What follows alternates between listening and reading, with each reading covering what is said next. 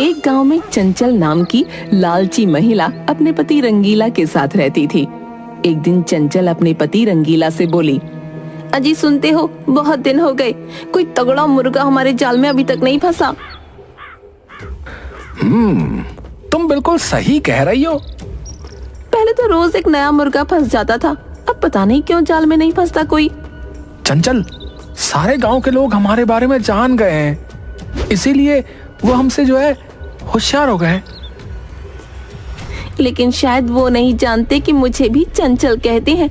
ऐसा कोई सगा नहीं जिसे मैंने ठगा नहीं। तुम कहना क्या चाहती हो? क्या तुम्हारे मन में कोई योजना चल रही है क्या? कुछ दिन पहले तुम भंगार से एक पीतल की मूर्ति चुरा कर लाए थे ना? हाँ, मुझे याद है, लाया तो था। चलो उस मूर्ति को लेकर बाजार चलते हैं और अच्छे दामों में बेच कर आते हैं। लेकिन चंचल, उस मूर्ति को कौन खरीदेगा? अरे कोई ना कोई मूर्ख फंस ही जाएगा। वैसे भी संसार में मूर्खों की कमी थोड़ी ही है। कुएं का मुफ्त का पानी छोड़कर पानी की बोतल पैसों में खरीद कर पीते हैं। बस पानी का नाम बिसलरी हो। ठीक वैसे ही हमें मूर्ति के ऊपर एक झूठ बोलना होगा और कोई ना कोई तो हमारे झांसे में फंस ही जाएगा। चंचल के कहने पर रंगीला मूर्ति लेकर चंचल के साथ बाजार में चला गया और चंचल बाजार में आवाज लगाने लगी, अरे कोई है जो इस पवित्र मूर्ति को खरीदेगा?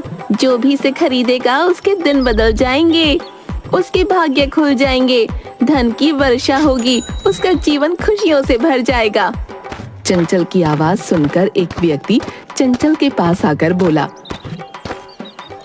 ऐसी कौन सी मूर्ति है जिसे खरीदकर भाग्य बदल जाएगा? आंख से अंधे हो क्या? दिखाई नहीं देती मेरे हाथ में चमकती हुई पवित्र मूर्ति? लेकिन ये मूर्ति तो बहुत ही पुरानी मालूम पड़ती है और ये तो कहीं से भी नहीं चमक रही। इस मूर्ति को जब खरीदोगे उसके 2 दिन बाद इसका चमत्कार दिखेगा। वो सब तो ठीक है, लेकिन ये मूर्ति आखिर है किस चीज की?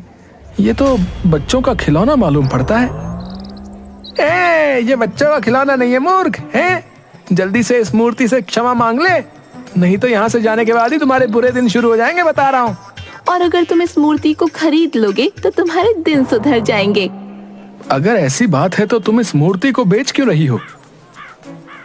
अरे हम चाहते हैं कि जिस तरह से हमारा भाग्य बदला है, इस तरह से और भी लोगों का भाग्य जो है बदल जाए। ये मूर्ति कितने की है? पूरे 10,000 रुपए की है। लेकिन जैसे ही 10,000 रुपए की मूर्ति लेकर तुम घर पहुंचोगे, हो सकता है तुम्हें व्यापार में 10 लाख का मुनाफा हो जाए। चंचल की बात सुनकर वो व्यक्ति चंचल की बातों में आ गया और 10,000 देकर वो मूर्ति लेकर चला गया। चंचल और रंगीला पैसे लेकर खुशी खुशी घर आ गए। देखा आपने मेरे दिमाग का कमाल। मान गया चंचल, है तुमने कबाड़ी की दुकान से चुराई हुई मूर्ति इतने महंगे दामों में बेच दी। चलो हमारे 1 महीने के राशन पानी का तो जुगाड़ हो गया। चंचल ने इतना कहा ही था, तभी वहाँ पर गांव का मुखिया क्रोधित होता हुआ आ गया। उन दोनों की ओर देखकर बोला, तुम दोनों की इन गिरी हुई हरकतों से मैं तंग आ गया हूँ। तुम दोनों में शर्म नाम की कोई चीज बची है या नहीं? आप कहना क्या चाहते हैं मुखिया जी? इस तरह से आपको हमारे ही घर में आकर हमें अपमानित करने का कोई अधिकार नहीं। बकवास बंद करो चंचल। तुमने और तुम्हारे पति ने कुछ देर पहले जिस व्यक्ति को ठगा था, वो हमारे गांव का नहीं बल्कि पड़ोस के गांव का था, समझे? तो हम क्या करें, हैं? हमने तो व्यापार किया है। अरे जिसे तुम व्यापार कहते हो उसे मूर्ख बनाना कहा जाता है, समझे? एक तो वैसे भी हमारे गांव में पिछले 3 वर्षों से वर्षा नहीं हुई, पूरा गांव सूखे से ग्रसित है और ऊपर से तुम लोगों की हरकतें। अगर ऐसे ही हाल रहा तो पड़ोस के गांव वाले हमारे गांव के लोगों की मदद करना भी छोड़ देंगे। आप हमसे क्या चाहते हैं? सीधी तरह से तुम दोनों ये गांव छोड़कर अभी और इसी वक्त यहाँ से चले जाओ। हाँ, वरना मजबूरन मुझे तुम दोनों को धक्के देकर इस गांव से निकालना पड़ेगा। इतना कहकर मुखिया क्रोधित होकर वहाँ से चला गया। उसके जाते ही रंगीला अपनी पत्नी से बोला, आखिर ये मुखिया अपने आप को समझता क्या है? देखता हूँ कौन आता है हमें हमारे घर से निकालने के लिए।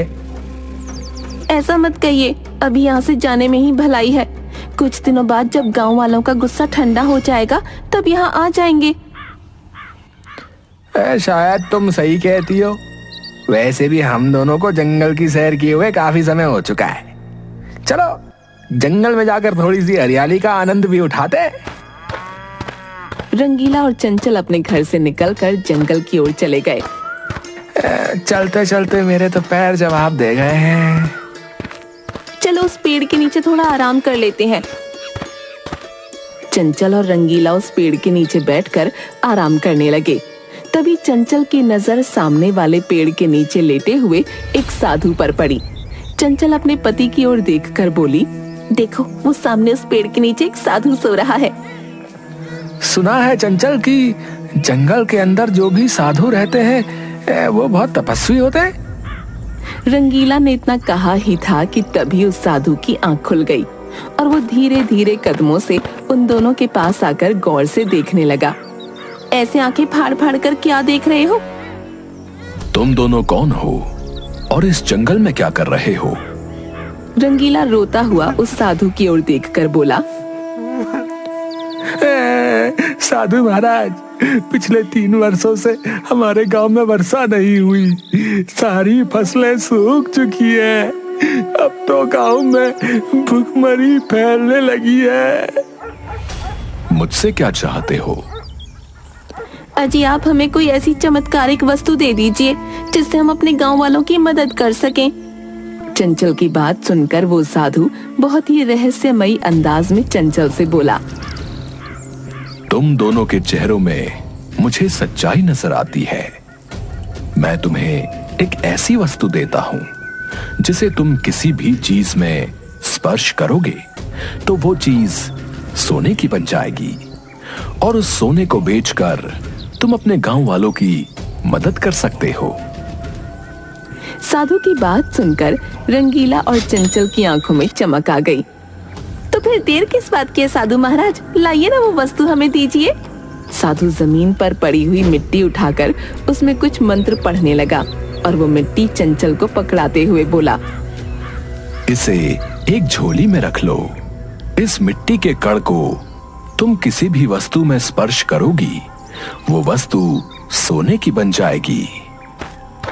इतना बोलकर वो साधु वहाँ से चला गया। साधु के जाते ही रंगीला चंचल से बोला, मुझे कोई पाखंडी साधु लगता था, जाते जाते हमें मिट्टी पकड़ा गया। ये तो हमें इस मिट्टी का इस्तेमाल करने के बाद ही पता लगेगा। थोड़ी सी मिट्टी उस पेड़ की डाल के ऊपर स्पर्श करके देखो।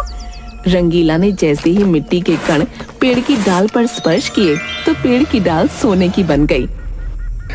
हम तो मालामाल हो गए आरती। अब तो हमें लोगों को ठगने की और मूर्ख बनाने की कोई आवश्यकता नहीं। हाँ, अब हम किसी भी वस्तु को सोने में परिवर्तित कर सकते हैं। तुम तो बिल्कुल मूर्ख के मूर्ख रहोगे। हमारे हाथ कितनी असाधारण वस्तु लगी है, तुम्हें इसका अंदाजा भी नहीं है।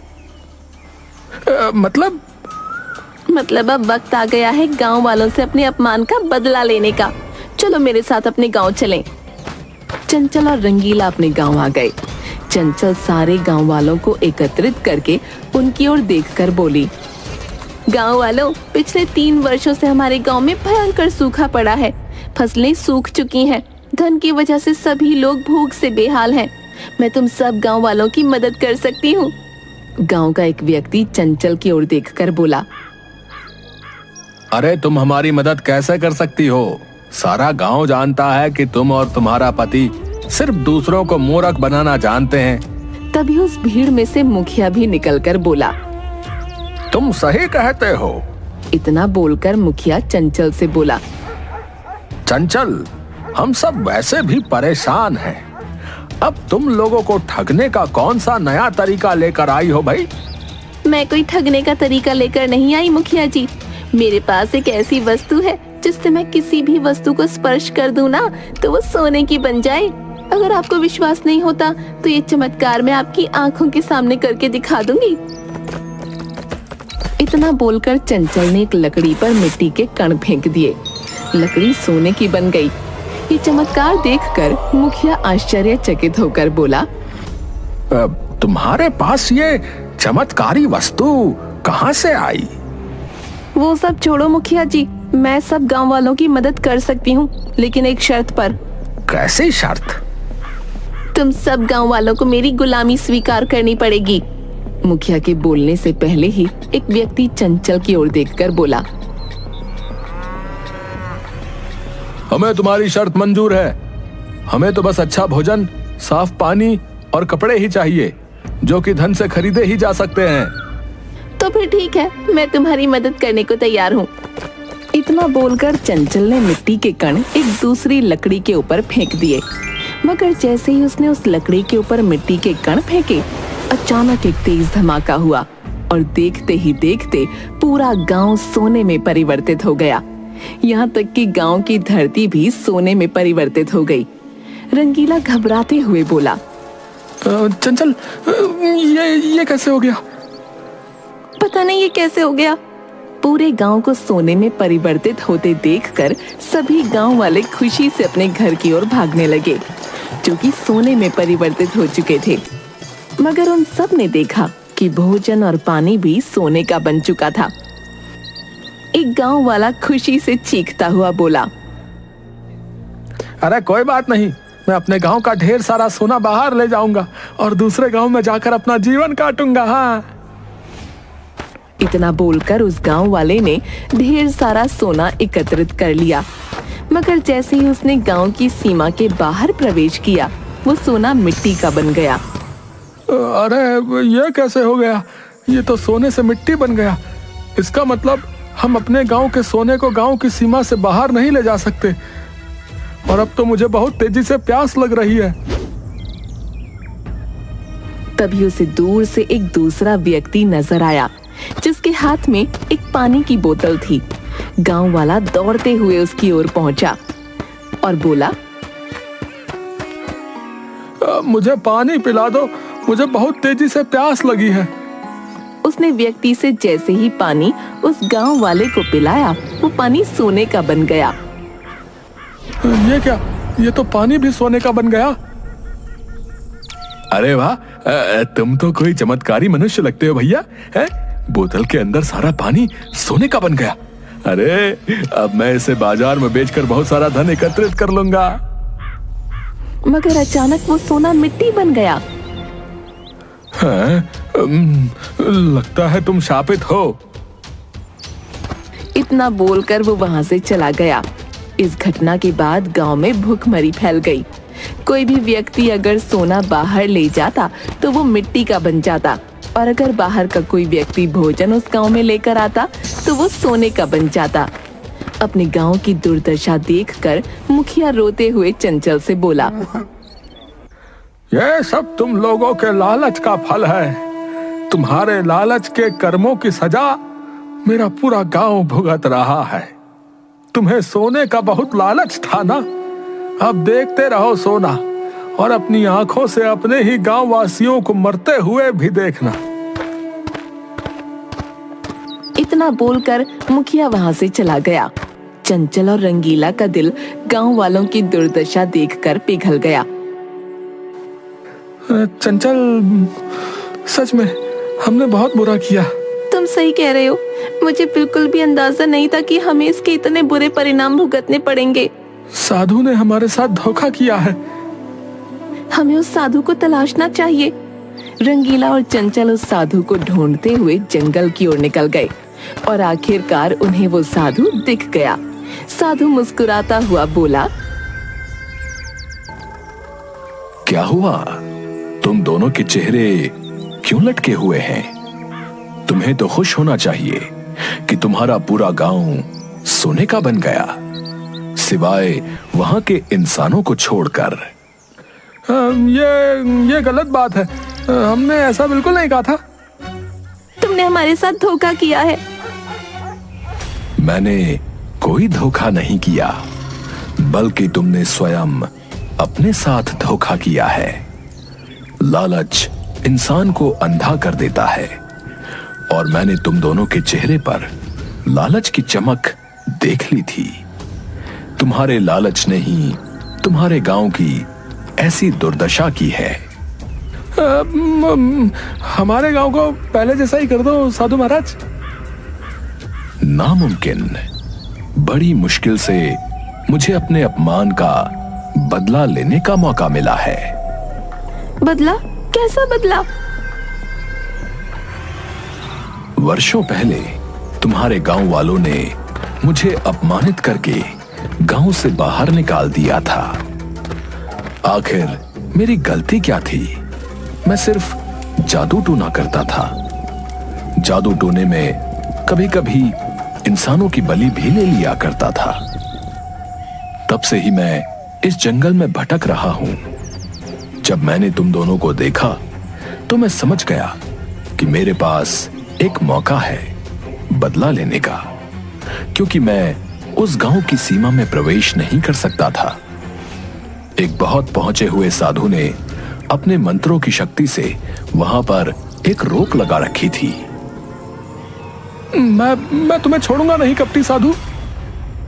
इतना बोलकर रंगीला ने जैसे ही उसे पकड़ने की कोशिश की, अचानक वो धुआं बनकर उड़ गया और बोला, मूर्ख, पकड़ा तो जीवित लोगों को जाता है, आत्मा को नहीं।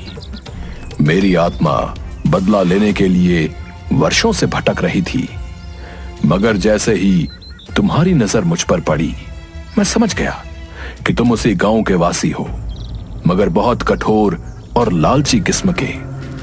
मेरे जैसी काली आत्मा को तुम्हारे जैसे बुरे इंसान ही देख सकते हैं। इतना बोलकर धुआं गायब हो गया। चंचल और रंगीला आंखों में आंसू लिए वहां से वापस आ ही रहे थे कि तभी उनकी नजर एक समोसे की दुकान पर पड़ी। हमें अपने गांव वालों के लिए समोसे खरीद लेने चाहिए, वो बेचारे बहुत दिन से भूखे हैं। क्या फायदा आरती, ये समोसे जैसे ही हमारे गांव की सीमा में जाएंगे फिर से सोने के बन जाएंगे। चंचल रोती हुई बोली, हमें कोशिश करके देखनी चाहिए, मुझसे अपने गांव वालों की भूख नहीं देखी जाती। चंचल ने उस समोसे वाले से सारे समोसे खरीद लिए और रंगीला बहुत भारी पानी की टंकी अपने सर पर उठा गांव की सीमा के अंदर चला गया। मगर उनकी वस्तुएं सही सलामत थीं। गर्मा गर्म समोसे और पानी को देखकर पूरा गांव टूट पड़ा। ये कैसे संभव हुआ चंचल? हम जो भी खाने और पीने को लाए वो सोने का क्यों नहीं बना? मुझे समझ आ गया है, ईश्वर ने हमें एक मौका दिया है। हमें गांव वालों की अब जी जान से सेवा करनी चाहिए। उस दिन के बाद चंचल और रंगीला रोज खाने और पीने की वस्तुएं खरीदकर गांव लाने लगे। ये सब देखकर मुखिया खुश होते हुए चंचल और रंगीला से बोला, मुझे खुशी है कि तुम दोनों के अंदर का लालच खत्म हो चुका है। तुम्हारा दिल भी दूसरों की भूख देखकर तड़पने लगा है। मुझे विश्वास है कि एक ना एक दिन सब कुछ सही हो जाएगा। मुखिया ने इतना कहा ही था कि तभी एक साधु वहां आ गया। कौन है आप? आपके चेहरे पर तो तेज झलक रहा है। मुझे खुशी है कि तुम दोनों के अंदर इंसानियत जाग उठी। अगर तुम्हारे अंदर इंसानियत नहीं जागती तो तुम्हारा ये गांव ऐसे ही सोने का बना रहता और सब लोग भूख से तड़प तड़प कर मर जाते। साधु ने इतना कहा कि तभी वो सोने का गांव अचानक से सामान्य हो गया और आसमान में काले काले बादल घेराए और वर्षा होने लगी। चमत्कार हो गया साधु बाबा, आपके कदम हमारे गांव में क्या पड़े, हमारे ऊपर लगा श्राप खत्म हो गया। नहीं, सब कुछ तुम्हारी वजह से हुआ है आरती। मुझे सब पता है कि किस तरह से उस कपटी साधु की आत्मा ने तुम लोगों को धोखा देकर तुमसे ऐसा पाप करवाया। उसकी आत्मा अब नर्क में जा चुकी है और उसकी आत्मा को नर्क में भेजने वाले भी तुम ही हो, क्योंकि तुमने अपने दिल में लालच को खत्म कर दिया और सच्ची श्रद्धा से गांव वालों की सेवा करने लगे। लेकिन साधु बाबा, आखिर उस साधु की आत्मा से हमारे गांव की क्या दुश्मनी थी? ये बरसों पुरानी बात है मुखिया। जब वो साधु यहाँ पर काली विद्या और तंत्र मंत्र किया करता था और मासूम और निर्दोष लोगों की बलि ले लिया करता था, गांव वालों ने उसे धक्के देकर बाहर निकाल दिया। उस समय मैंने ही इस गांव की सीमा पर अपने मंत्रों की शक्ति से एक अदृश्य रेखा खींच दी। साधु बदला लेने की ललक में तड़प तड़प कर मर गया। जब रंगीला और चंचल की नजर उसकी आत्मा पर पड़ी तो बरसों पुरानी उसका बदला लेने की ललक जाग उठी। पर अब सब कुछ सही हो चुका है। इतना बोलकर साधु वहां से चला गया। उस दिन के बाद गांव में वर्षा होने लगी और देखते ही देखते पूरा गांव हरियाली से भर गया।